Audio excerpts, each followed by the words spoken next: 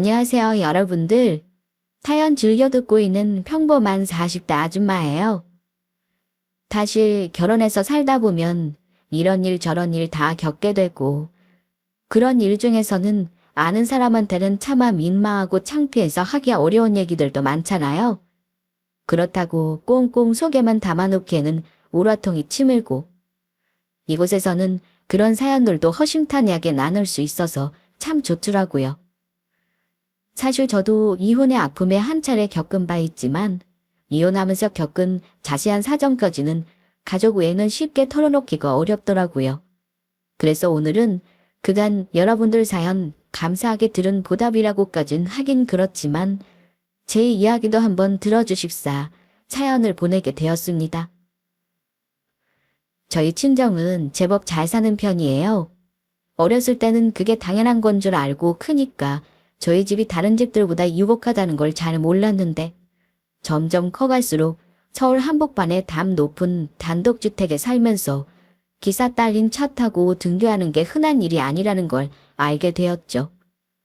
입고 다니는 것도 부모님께서 항상 가장 좋은 것으로 해주셨고 모든 걸 최고급으로 해주셨기 때문에 아마 제가 부잣집 딸이라는 걸 인식하기도 전에 제 주위 사람들은 이미 제 배경이 좋은 편이라는 걸 알아챘을 거예요. 그래서 자라는 내내 제 주변에는 항상 사람들이 많았습니다. 제 성격이 무던한 탓도 있었겠지만 저 역시 항상 용돈이 넉넉하다 보니 주위 사람들에게 베푸는 데에도 그리 인색하지 않은 편이었거든요. 처음에는 다들 저한테 잘해주니까 마냥 좋았는데 조금씩 머리가 굵어지기 시작하니까 점점 사람들이 제게 무엇을 바라고 다가오는 건지 눈에 들어오기 시작했습니다. 모르면 몰라도 한번 그걸 의식하고 나니까 전과는 다르게 살갑게 다가오는 사람들이 마냥 반갑게만 느껴지지 않더라고요. 그렇게 사춘기를 지나가면서 정말 저와 정서적인 교류를 나누는 소수의 진정한 친구들을 제외하고는 예전과는 달리 모든 사람에게 친절하고 퍼주는 행동을 하지는 않게 되었습니다. 마냥 해맑기만 하던 제가 점점 소극적으로 변하는 모습에 부모님 걱정이 많으셨습니다. 하나뿐인 외동딸에게 항상 아낌없는 애정과 투자를 전폭적으로 쏟아주셨던 저희 부모님께서는 두 분 다 제게 관심이 지대하신 분이셨습니다. 저와 환경이 비슷한 다른 친구들 같은 경우에는 경제적으로 유복하더라도 부모님이 너무 바쁘신 나머지 자식에게 소홀한 경우도 흔했거든요. 그런 걸 생각해봐도 저는 참 부모복을 넘치게 타고난 운 좋은 사람이었습니다. 그러니 저희 부모님께서 제 작은 변화에도 기민하게 눈치채시는 건 당연한 일이었죠. 미네야, 네가 사람들에게 경계심을 갖는 이유는 충분히 이해하지만 그래도 사람이 살면서 다양한 사람을 겪어가면서 단단해지는 거야. 그렇게 너무 인간관계에 움츠러들기만 하면 오히려 사람에게 상처받기가 더 쉬워. 그래. 지금 네 생각으로는 다른 사람들이 그저 너한테 바라는 게 있어서 이용하려고 다가온다고만 생각하겠지만 사람이 백이면 백가지 생각을 하고 있는데 어떻게 다들 같을 수가 있겠어. 자꾸 사람들과 단절되어 있으려고만 하지 말고 관심을 갖고 여러 사람들을 겪어봐야 정말 널 위해주는 사람과 이용하려는 사람도 잘 구별할 수 있게 되는 거야. 지금 와서 생각해보면 제 인생을 통틀어 가장 필요했던 조언이었음에도 불구하고 그때는 그저 뭘 이런 것까지 귀찮게 신경을 쓰시나 싶어 성가실 뿐이었어요. 제 삶에 피가 되고 살이 되는 부모님의 귀한 말씀이었음에도 받아들일 마음이 없으니 그때는 그저 무용지물이었죠. 대학에 진학하고 사회에 나온 이후에도 이런 제 성향은 크게 바뀌지 않았습니다. 그럼에도 굳이 제가 노력하지 않더라도 사람들은 항상 다가오더라고요. 지금 생각해보면 별다른 뜻 없이 성격이 사교적이라 다가온 사람들도 분명히 있었을 텐데 그때까지만 하더라도 제게 먼저 다가오는 사람들은 소개의 목적이 있을 거라는 편견이 여전했습니다. 그래서 남편에게 더 관심이 갔던 것 같아요. 항상 친절했던 다른 사람들과는 다르게 그 사람은 굳이 제게 먼저 다가오려 하지 않았거든요. 그건 후에 남편이 제 집안 배경에 대해 알게 된 이후에도 변하지 않았습니다. 저에게 잘 보이려고 하지도 않고 그저 다른 동료들 대하듯 평범하게 행동하는 게 오히려 진실한 사람처럼 보였습니다. 그렇게 제가 먼저 다가가서 남편과 교제를 시작하게 되었어요. 연애를 시작하고 나서야 알게 된 사실이지만 남편은 집안이 유복한 편이 아니더라고요. 저처럼 집안의 유일한 자식이었던 남편은 아버지 얼굴도 기억나지 않을 정도로 어린 나이에 아버지로 여의었습니다. 홀로 된 어머니께서 평생 재혼도 안 하시고 남편을 키워주셨다고 하셨어요. 그럼에도 불구하고 이렇게 남편을 올곧은 사람으로 잘 키워주시다니 참 대단하신 분이라고 그때는 생각했더랬습니다. 처음 남편을 저희 친정 부모님께 소개시켜드렸을 때 남편 앞에서는 내색하지 않으셨지만 부모님 염려가 대단했습니다. 아무래도 집안 환경 차이가 나다 보니 남편을 인사시키면서도 부모님이 그다지 좋아하시지는 않을 거라는 생각을 하긴 했었습니다. 하지만 그런 가정 환경에도 불구하고 저리 좋은 사람인데 제게 그랬듯이 남편이 저희 부모님 마음에도 충분히 마음에 들으리라고 믿어 의심치 않았습니다. 미네야, 네가 아직 우리랑 다른 환경을 제대로 겪어본 적이 없어서 지금은 그저 그 사람 하나만 보면 다른 건 중요하지 않다고 생각할 수 있어. 젊을 때는 그런 순수함도 있는 거지. 하지만 직접 겪어보면 그게 절대로 간단한 문제가 아니야. 아빠는 내가 다른 사람들 편견 어린 시선으로 볼까봐 항상 걱정하셨으면서 왜 정작 제가 선택한 사람을 배경만 보고 판단하세요? 그 사람 진짜 괜찮은 사람이에요. 제가 직접 겪어보고 직접 선택한 제 사람이라고요. 그러지 마시고 조금만 마음 내려놓고 그 사람만 봐주세요. 지금 우리가 이렇게 얘기하는 게 너한테는 너무 냉정하게 들릴지 모르겠지만 얼마 만나지도 않았는데 그 사람 속을 다 알 수는 없어. 10길 물속은 알아도 1길 사람 속은 모르는 거라고 하잖니. 터놓고 말해서 그 정도 시간 동안 속내를 숨기려고 든다면 얼마든지 속일 수 있다는 뜻이야. 너는 그 사람이 네 배경에는 전혀 관심이 없다고 말하지만 솔직히 본인 환경이 그렇게 안 좋은데 좋은 쪽으로든 나쁜 쪽으로든 우리 배경에 전혀 신경을 안 쓴다면 그게 더 이상한 거야.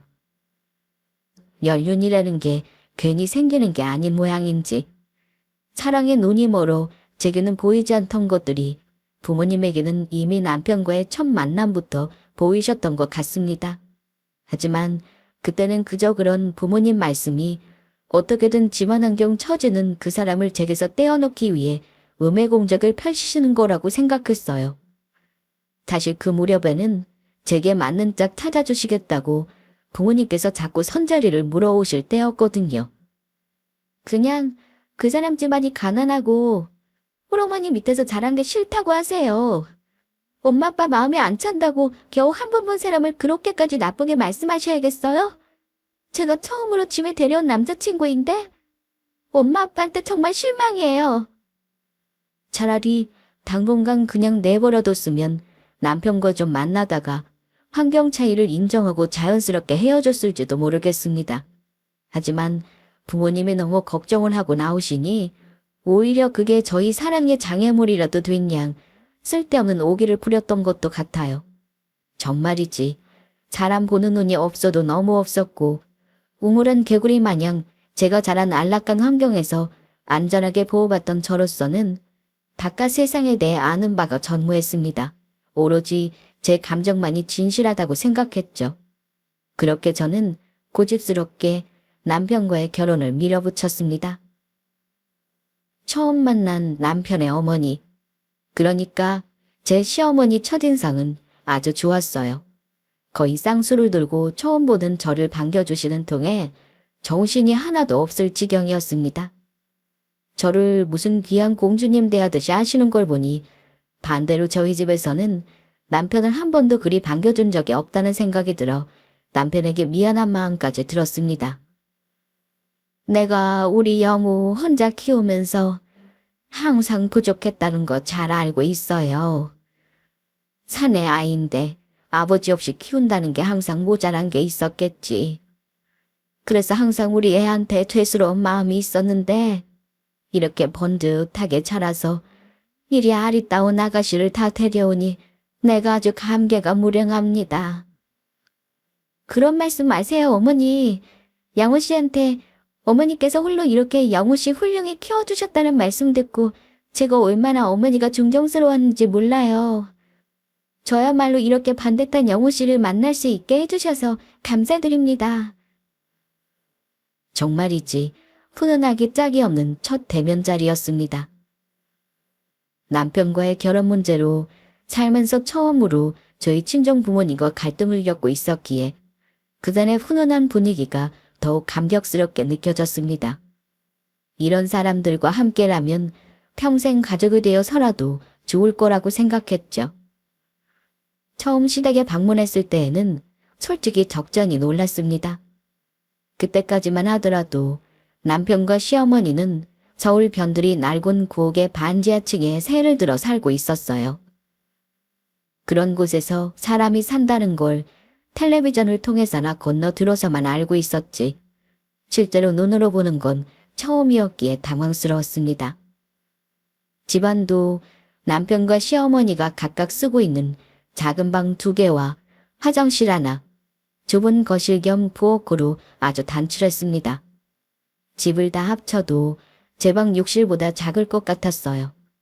그제야 환경의 차이라는 건 내가 그저 상상만 하는 것에 이상일 수 있다고 하셨던 부모님 말씀이 조금씩 실감이 나기 시작했습니다. 하지만 겨우 남편과 시어머니가 지내는 공간을 맞닥뜨렸다는 이유만으로 제 결심이 부서지지는 않았습니다. 차마 이 정도일 거라고는 생각지 못하긴 했어도 저도 오기 전에 마음의 준비를 나름대로 단단히 하고 있었거든요. 그리고 무엇보다 이렇게 환경이 안 좋은데도 불구하고 성실히 공부하고 일해서 자기 삶 잘 꾸려가고 있는 남편이 더욱 대단해 보였습니다. 저는 저희 부모님께 전폭적인 지지를 받고 이뤄낸 것을 남편은 부족함 속에서도 일궈낸 거잖아요. 그렇게 아들을 키워낸 시어머니도 좋은 사람일 거라고 믿어 의심치 않았고요. 자식 이기는 부모는 없는 법이라고 제 고집에 저희 부모님께서도 결국 2손도 말 다 들고 마셨습니다.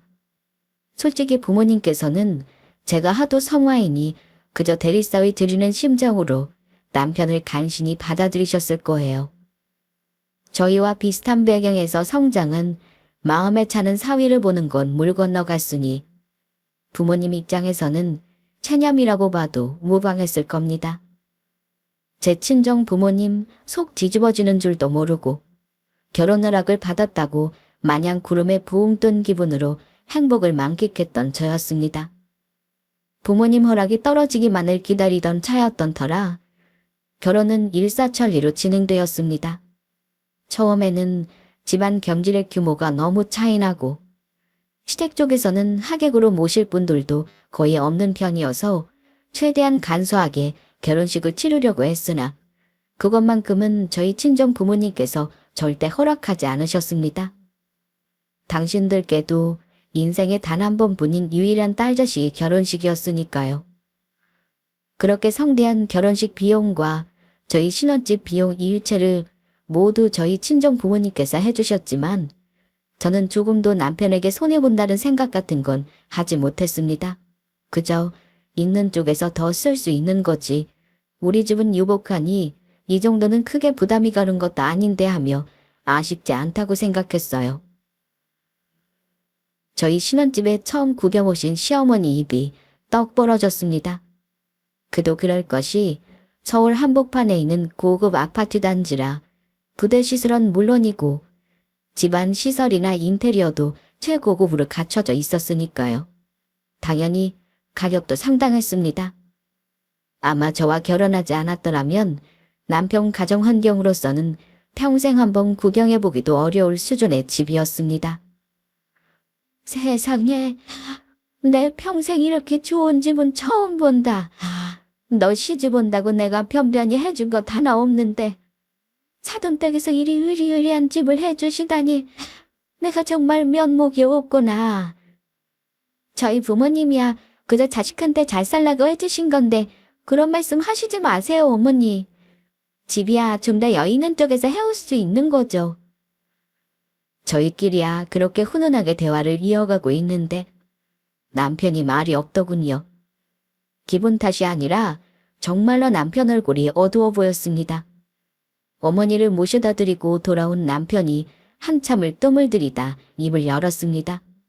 아직 우리 엄마는 그 반지하 집에 이제 나도 없이 혼자 계시는데 나만 너무 호강하는 것 같아 죄스러운 마음이 들더라. 물론 내 주제에 당신같이 과분한 사람 만나서 장인어른 장모님께 이런 좋은 집까지 받게 된 것만으로도 감사드리고 살아야 하지만 그래도 나도 자식인지라 이런 염치 없는 생각이 드는 건 어쩔 수 없네. 그게 무슨 소리야. 아들이 어머니 생각하는 마음에 염치 없는 게 어디 있어. 내가 좀 더 상세하게 배려했어야 했는데 내가 생각이 부족했어. 당신이 신혼집 들어오면서 어떻게 마음이 편할 수가 있겠어? 가뜩이나 평생 당신이랑 어머니 두 식구만 살던 집인데 혼자 두시는 것만 해도 마음이 쓰일 일이잖아. 그런데 집 상태도 그러니 당연히 당신 마음이 안 좋았을 텐데 나한테 미리 말하지 그랬어. 어떻게 그래? 남편이라고 결혼하면서 당신한테 제대로 해준 것도 없는데 나는 당신이랑 결혼하고 이렇게 받기만 했는데 더 바라는 거 정말 도리가 아니지. 그렇게 말하면 내가 서운하지. 이제 우리 부부인데 당신 어머님은 내 어머니기도 하고 받기만 했다고 도리가 아니라는 말은 우리 사이에서 통할 말이 아니잖아. 그러니까 앞으로 당신도 너무 혼자서만 고민하지 마. 그렇게 말하고 그날로 당장 시어머니 거처를 옮겨드리마 마음을 먹었습니다. 아직 철딱선이 없기는 했으나 차마 시어머니 거처까지 해결해달라는 건 저희 친정 부모님께 너무한 처사라는 인식은 다행히 하고 있었어요. 그래서 그동안 제가 증여받았던 거나 일하면서 쓸 일이 없어 고스란히 모아두었던 월급 등을 털어 시어머니의 새 거처를 마련해드렸습니다. 저희 신혼집에서 그리 멀리 떨어지지 않은 오피스텔촌의 지상층 투룸 전세였습니다. 세상에나, 아이고, 내가 이 은혜를 너한테 어찌 갚아야 될까? 내가 죽기 전에 이렇게 벼 차이 드는 곳에서 살 수 있게 될 줄은 정말이지 꿈에도 몰랐다. 고맙다 고마워 아가. 새로 이사갈 집을 보신 시어머니가 감격의 눈물까지 뚝뚝 흘리며 제 손을 붙잡고는 고맙다는 말만 연심 반복했습니다. 옆에서 그걸 보던 남편도 울컥한 모양인지 주돌아서 훌쩍이더군요. 사실 제 입장에서 그리 큰 돈은 아니었으나 그렇게까지 기뻐하시는 걸 보니 제 마음이 뿌듯했습니다. 며느리로서 대단한 효도를 한 것 같다는 생각에 으쓱하기도 했어요. 비록 뒤늦게 그 사실을 알게 되신 저희 친정 부모님들은 참담해 하시는 것 같았지만 말입니다. 분명 할 말이 많으신 얼굴인데도 또 저와 싸우게 되실까봐 간신히 참으신 게 눈에 보였습니다.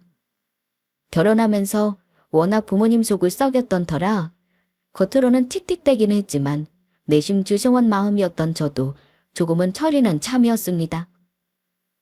귀하게 키운 딸이 시댁에 있는 대로 퍼주는 상황이 부모님께 가슴 아픈 일이 될 수도 있다는 생각이 서서히 들기 시작했죠.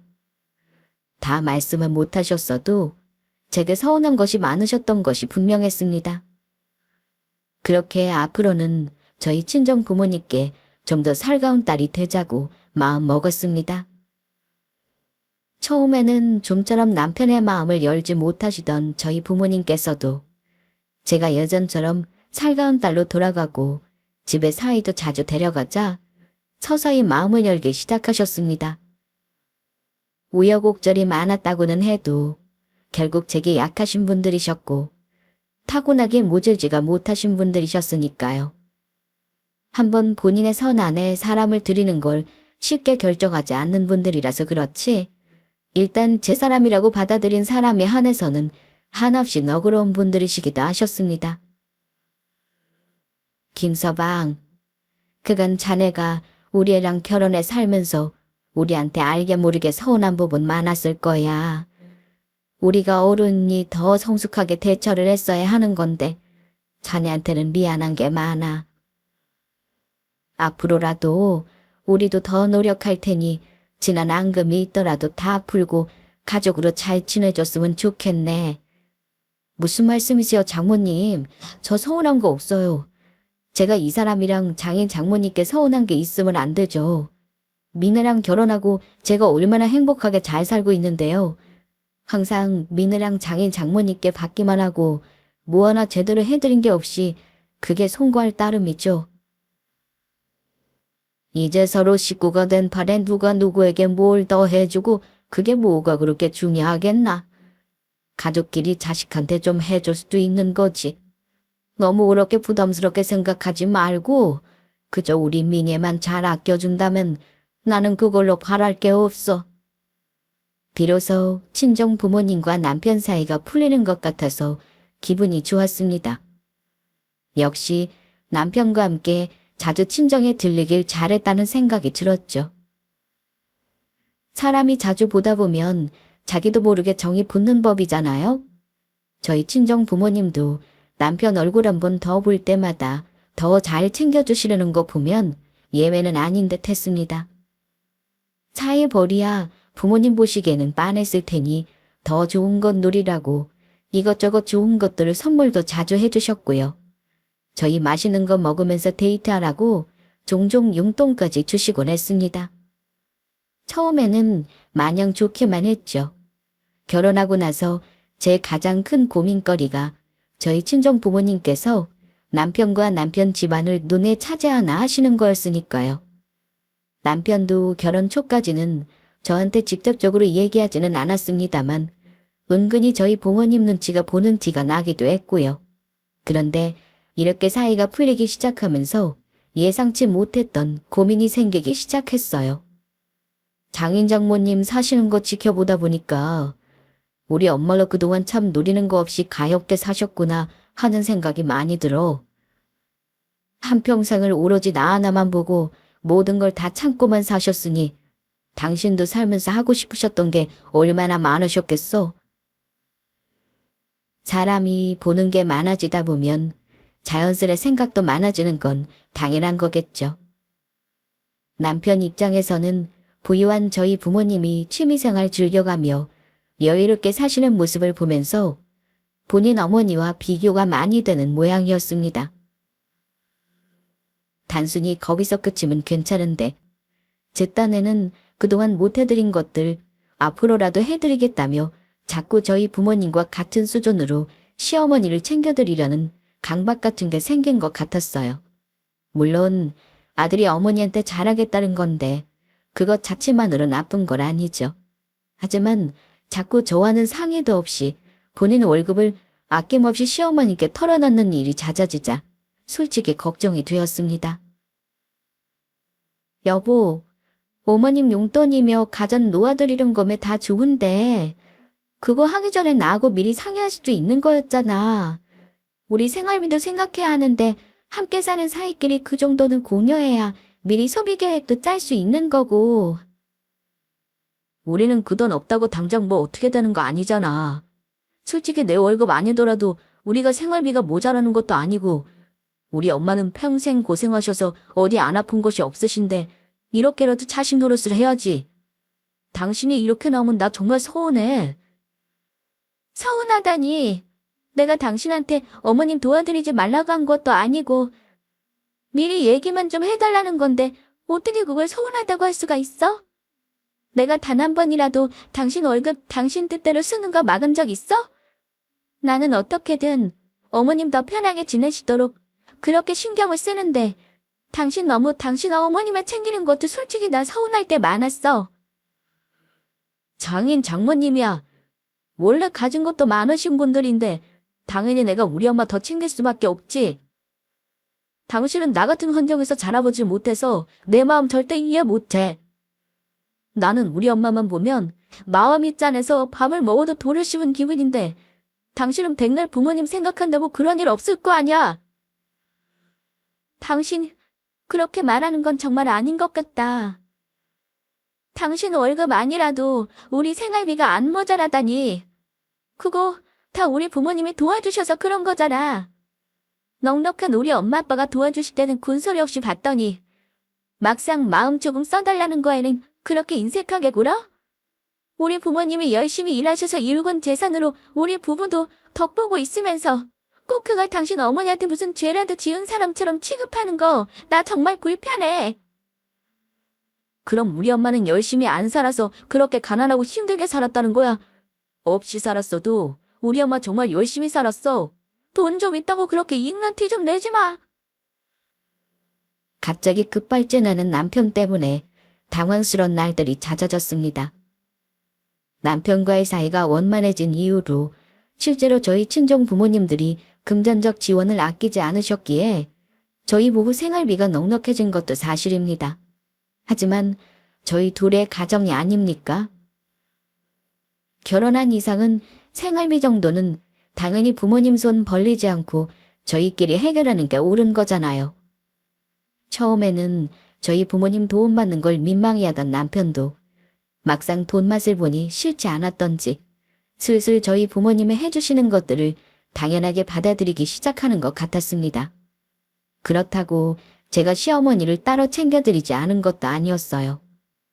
시어머니 앞으로 들어가는 각종 병원비부터 시작해서 때마다 보양식에 좋은 과일까지 냉장고에 비는 일 없도록 부지런히 채워드렸고 용돈도 넉넉히 챙겨드렸습니다. 결코 남편과 시댁에 소홀히 굴지 않았어요. 더군다나 저희 결혼하고 집도 옮겨드리고 남편이 은근히 자기 월급을 생활비로 각출하지 않고 제 어머니에게 쓰기 시작하면서 시어머니는 그간 다니던 일도 그만두시고 집에 주저앉아 버리셨습니다. 내가 죽을 날까지 허리 펴고 살 일이 없을 줄 알았는데 아들 며느리 잘 만나 만년의 호각을 다하는구나. 이제 너희 곁에서 손자 키워주면서 살면 더는 바랄 게 없겠어. 일을 그만두신 이후로는 시어머니가 저희 신혼집으로 찾아오시는 일이 늘어나고 있었습니다.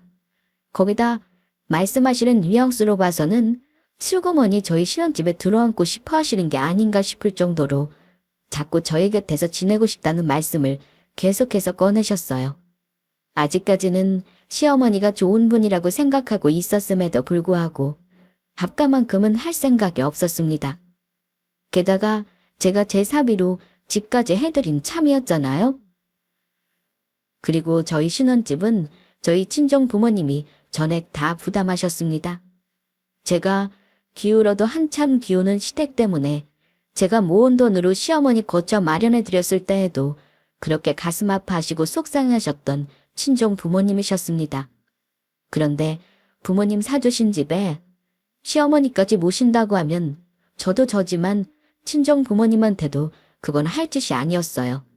다른 건 몰라도 그것만큼은 절대로 양보할 수 없었습니다.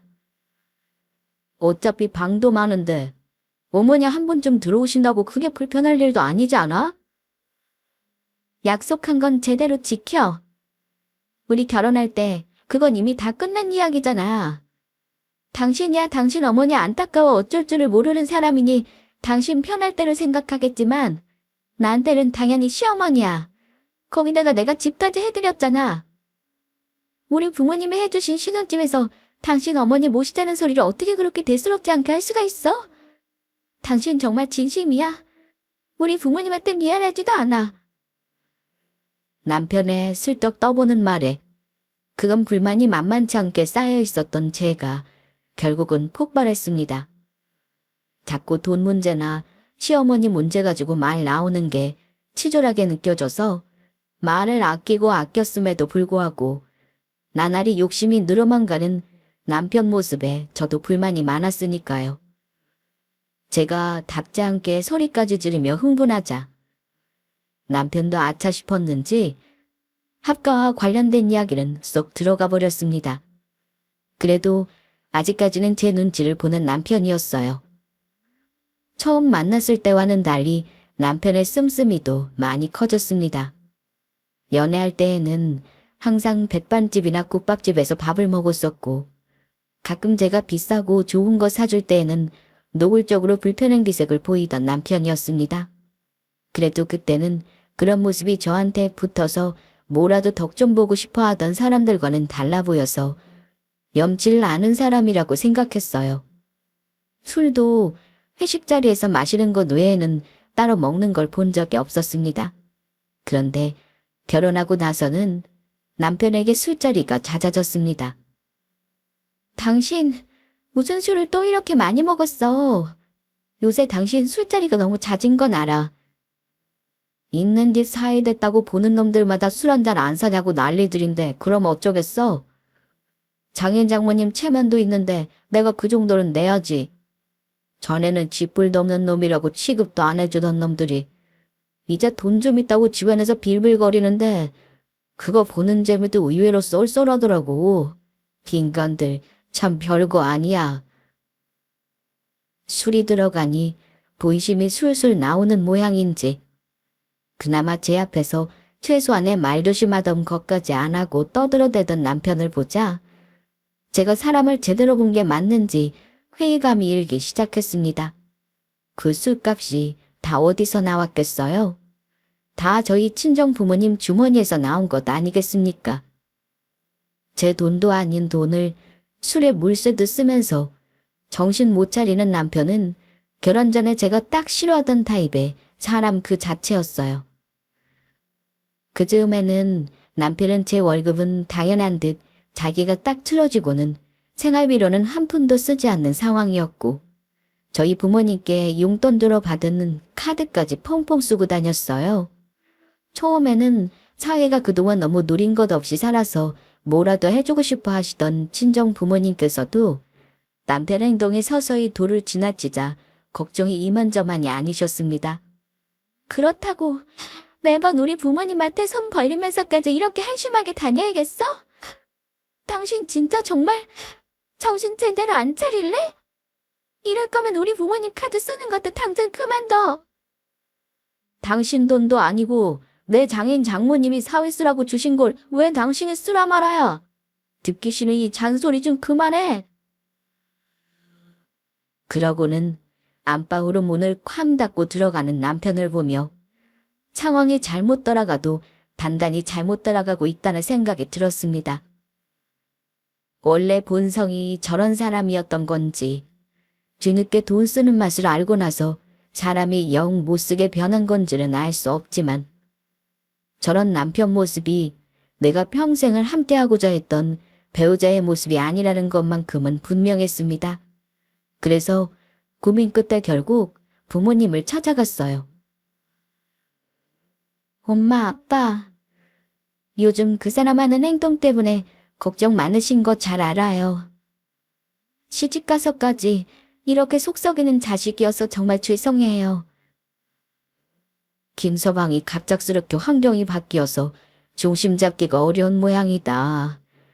우리야, 네가 마음고생할까 봐 다만 그게 걱정이지. 괜찮다. 그래서 말인데 그 사람 정신 차리게 만들기 위해서라도 앞으로는 금전적인 도움은 주지 않으시는 게 좋을 것 같아요. 그 사람도 뭔가 깨닫는 게 있어야 하지 않겠어요? 그래도 지금껏 써온 게 있는데 갑자기 그러면 김서방이 서운해하지 않겠어? 우리한테야 그리 부담스러울 수준의 돈은 아니니 너무 그러지 마. 그보다 우리도 너한테 할 말이 있는데. 말씀을 하시다 말고 아버지께서 뜸을 들이셨어요. 이윽고 망설이시던 부모님께서 제게 말씀을 하셨습니다. 이 집을 정리하고 조금 단출하게 지내볼까 한다. 지금 이 집은 너도 없는데 우리 부부 둘이서 살기에는 너무 휑해. 엄마도 마찬가지야. 그래도 네가 우리 하나뿐인 자식이라 그런가. 든 자리는 몰라도 난 자리는 바로 표가 난다고 외로운 기분이 드네. 부모님께서 그 집을 얼마나 정성으로 가꾸셨는지 아는 제 입장에서는 솔직히 좀 놀랐습니다. 그만큼 저 시집간 이후로 두 분이 마음의 상실감이 크셨음을 뒤늦게 깨닫고 죄송한 마음뿐이었어요. 제가 남편과 시어머니에게 온 신경을 집중하는 걸 보면서 더더욱 저희 친정 부모님의 소외감이 커졌겠죠. 송구스런 마음에 고개를 들기 어려웠습니다. 그래서 말인데, 여기서 멀지 않은 곳에 지금 집보다는 규모가 살짝 작은 2층 집을 올릴까 한다. 너희만 나쁘지 않다면 1층에 우리 부부가 살고 2층에 너희들이 들어와 사는 것도 좋을 것 같은데 어떻게 생각하니? 뜻밖의 제안이었습니다. 합가하자고 할 줄은 생각 못했거든요. 더구나 제가 시어머니와의 합가를 이미 거절했는데 남편이 어떻게 나올지도 뻔했고요. 하지만 부모님께 죄송한 마음에 합가 제안을 받아들이고 싶다는 생각이 불쑥 들었습니다. 그간 남편과 시어머니에게 여러모로 맺힌 감정이 생기면서 제 친정 부모님께 의지하고 살고 싶다는 마음도 들었고요. 제 대답이 늦어지자 제가 꺼리는 줄로 생각하셨는지 친정엄마가 설명을 덧붙이셨어요. 같은 건물에 산다고 해서 너희 보고 생활 침해할 생각은 추호도 없으니 그건 걱정하지 않아도 돼. 우리가 무슨 조선시대 사람도 아니고 바쁘면 굳이 매일 얼굴 보려고 하지 않아도 상관없고 층마다 생활 공간이나 출입구도 완전히 분리해서 독립된 형태로 만들 거야. 제가 마음에 걸리는 것들을 이미 두 분이 모두 고려하고 결정하신 것 같았어요. 저야 당장이라도 그러겠다고 답하고 싶었으나 같이 사는 남편의 의견도 들어봐야 했습니다. 그렇게 집으로 돌아와서 남편에게 운을 떼었더니 대뜸 남편이 물었습니다. 그럼 우리가 그 집 들어가면 이 집은 장인 장모님이 도로 가져가시는 거야? 집 욕심을 숨기지도 않는 남편 말에 속으로 혀를 찼으나 지금은 어떻게든 친정 부모님과의 합가를 설득하는 게 먼저였습니다.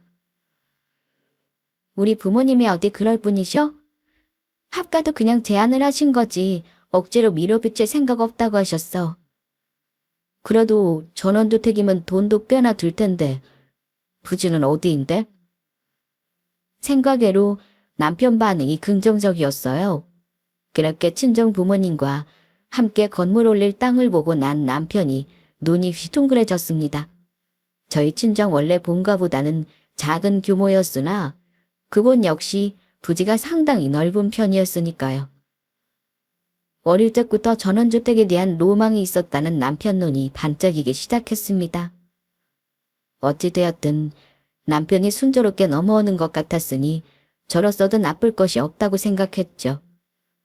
그렇게 친정 부모님과 저희 부부가 함께 살기로 한 집의 공사가 시작되었습니다. 소식을 듣고 시어머니 반응이 썩 좋지만은 않았죠. 본인이 은근슬쩍 합가를 종용할 때에는 먹히지 않던 것이 사돈댁에서 진행하니 손쉽게 이루어졌으니까요. 그렇지만 둘의 입장이 달라도 너무나 다르지 않습니까?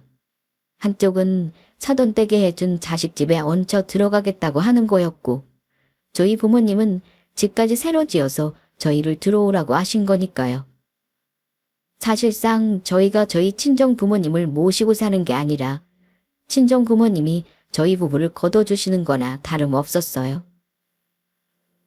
돈이라는 게 참 좋긴 좋구나. 생때 같은 내 아들 쏙 뽑아서 데리고 살 수도 있고 사돈댁은 전생에 무슨 공덕을 그리 쌓으셨기에 이리 복이 많으신지 모르겠다.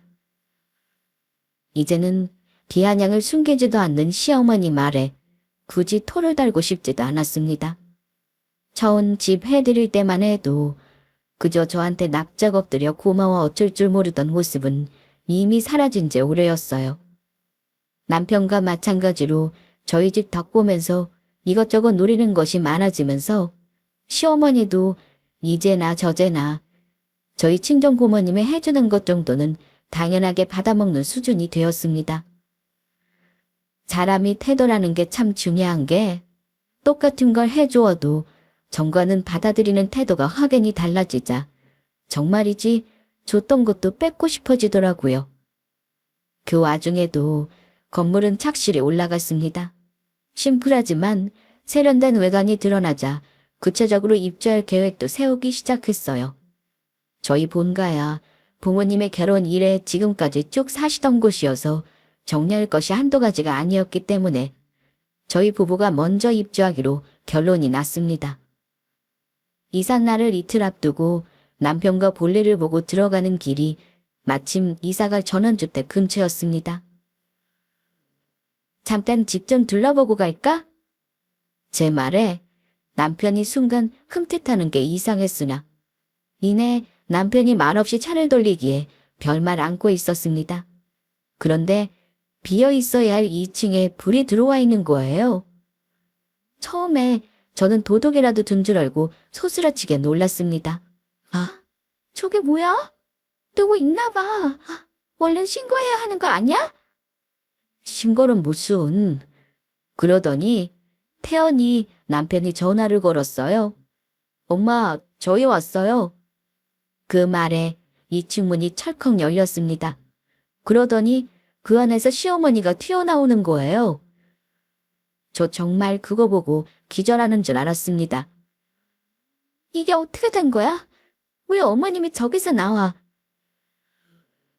흥분해서 소리 지르는 제게 남편이 더없이 차분한 말투로 말하더군요.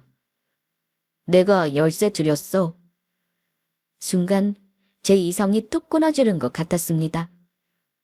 저희 부모님이 저희랑 같이 살겠다고 지은 집에 왜 시어머니가 기어들어가 있는 거며 제 놈이 뭐라고 함부로 집 열쇠를 시어머니한테 넘긴단 말입니까? 염치가 없어도 어떻게 이렇게 염치가 없을 수가 있어요? 네가 뭔데 우리 엄마 아빠 집 열쇠를 넘겨? 네가 이 집 짓는데 한 게 뭐 있다고? 엄마 계신데 말 가려서 못해? 나도 여기 살 사람인데 못 넘길 이유는 또 뭐가 있어? 그럼 처갓집에서 아들 뺏어서 산다고 하시는데 우리 엄마 마음은 편하시겠어? 엄마도 결혼 전엔 평생 나랑 사셨는데 엄마라고 나랑 살고 싶지 않으셨겠냐고. 그렇게 우리 엄마 마음 헤아리기가 힘들어? 우리 엄마 나랑 같이 못 살면 죽을 것 같다고 하시는데 그럼 자식이 되어서 그걸 그대로도? 며느리면 당신도 자식이잖아. 당신이 이해 좀 해줘. 정신 나간 소리를 구구절절 늘어놓는 남편 놈 머리카락을 몽땅 뽑아버리고 싶었습니다. 제 아들 뒤에 숨어서 불쌍한 표정을 짓고 있는 시어미도 더는 사람처럼 보이지 않았습니다. 사람이 최소한의 양심이라는 게 있어야 사람이죠. 저것들은 저와 저희 친정집에 들러붙은 거머리에 불과할 뿐이었어요. 이런 꼴까지 당하고 나서야 간신히 정신을 차린 제 처지가 그저 기가 막혔습니다. 이 염치도 없는 놈아. 우리 엄마 아빠가 내 놈하고 내 놈 어미한테 어떻게 했는데. 짓불도 없는 것들을 사람 사는 것처럼 만들어둔 은혜도 모르고 뜻도 없이 바라기만 하더니 기어이 내 부모 집까지 뺏으려고 들어. 니들 도둑놈이야. 어떻게 이 집에 기어들어올 생각을 해? 이 양심 없는 것들아. 입 조심해. 평생 가진 것 없이 살아온 우리 엄마. 너네 부모님처럼 가지지도 못했는데 아들까지 뺏길 판에 얼마나 서러우시겠어? 그걸 이해 못하고 내가 데리고 사는 게 아주 대단한 벼슬이라도 되는 줄 알아? 네가 우리 집에 얹혀 사는 거야. 나 때문에 모자란 내 놈도 우리 엄마 아빠가 걷어주시는 거라고 했던 거라고. 그래, 그렇게 너희 모자 서로 없이 못 살 것 같으면 우리 집에 기생할 것 없이 둘이 살면 되겠네. 이봐요 어머니, 나 더는 대들 뒤치다거리 해가며 못 살겠으니 그렇게 뺏기기 싫다는 당신 아들 데리고 이 집에서 싹 꺼져요. 어떻게 인간이 돼서 이 집에 기어들어올 생각을 해. 당신 아들이랑은 이혼할 거니까 우리 집에서 당장 나가. 이혼이라니? 안 돼. 절대 안 돼. 물주가 떨어져 나갈 판이니 그제야 아들 등 뒤에서 기어나오는 시어머니였습니다. 저는 그 자리에서 두 모자를 주거 침입자로 경찰에 신고해버렸어요. 경찰까지 출동하자 주변 일대가 금세 시끄러워졌습니다. 집주인인 저희 부모님께서도 당연히 연락이 간 모양인지 두 분이 허겁지겁 새 집으로 달려오셨어요. 사건의 전말을 모두 알게 된 친정 부모님 표정이 망연자실했습니다. 집안에 사람 하나 잘못 들여서 평생 겪을 일 없는 험한 꼴을 겪게 해드린 것 같아 자식으로서 고개를 들 수가 없었습니다. 그럴수록 저 뻔뻔한 것들에 대한 분노가 식을 줄 모르고 두 높아졌습니다. 나 절대로 합의해줄 생각 없으니까 저 주거 침입자들 반드시 제대로 처벌해주세요. 아이고, 이거 나예요. 영우야, 엄마 살려다오. 당신 정말 이렇게까지 하겠어? 엄마. 경찰에 연행되어가는 제 어미 뒷꽁무니를 황급히 쫓아가는 남편을 보자 이 결혼이 이렇게 박살이 나고 말았다는 것을 인정하지 않을 수 없었습니다. 남편으로서 최악의 인간을 선택한 결과는 끔찍했어요. 차마 제게 말도 못 붙이고 굳어서 이 광경을 지켜보시는 친정 부모님을 보자 그제야 참았던 눈물이 터지고 말았습니다. 그렇게 그 자리에서 세 식구가 한참을 펑펑 울었어요. 이왕 마음이 떴는데 더는 그것들 사정 봐줄 이유가 없었습니다. 저는 당장에 저희 살던 집에서 남편 짐부터 싹 빼버렸어요. 애초에 제 명의이기도 한 신혼집이니 제가 당장 내쫓는다고 남편이 할 수 있는 일이 없었으니까요. 시어머니에게 해준 전셋집 역시 마찬가지였습니다. 뭐 예쁘다고 그 모자한테 집까지 구해다 준 건지. 다시 생각해보니 호구도 그런 호구가 없었습니다. 남편과 시어머니 입장에서는 경찰서에서 며칠 고생하다 나오니 당장에 오갈 데 없는 처지가 된 셈이죠. 아무리 화가 나도 그렇지 당장 갈 곳도 없게 만들면 우리는 어떡하라고? 그걸 왜 나한테 따져? 애초에 나랑 우리 엄마 아빠 아니었으면 여전히 빌빌거리며 살 것들. 그간 있는 호강 없는 호강 다 시켜준 것만 해도 아까워서 속이 뒤집힐 지경인데. 너 남의 돈 그리 쉽게 생각하고 펑펑 쓴 거 다 빼앗지 않은 것만 해도 감사하게 생각해. 이혼서류에 사인할 준비를 하고. 아이고 이혼이라니. 우리가 잘못했다. 사돈께도 내가 손이 발이 될 때까지 빌고 덮을 테니 제발 이혼 소리는 걷어다오. 왜요? 돈 나올 구멍 사라질 생각하니까 아주 똥줄이 타시나 봐요? 그러게 좀 적당히 하시지 그러셨어요. 없이 살다 노력 없이 남의 돈 펑펑 써보니 아주 살만나셨겠죠? 우리 부모 억장 물어주는 줄도 모르고 내가 왜 당신들 같은 것들 때문에 이런 더러운 꼴 보고 내 부모 상처까지 줘야 해. 애초에 너 같은 놈 만나는 게 아니었어.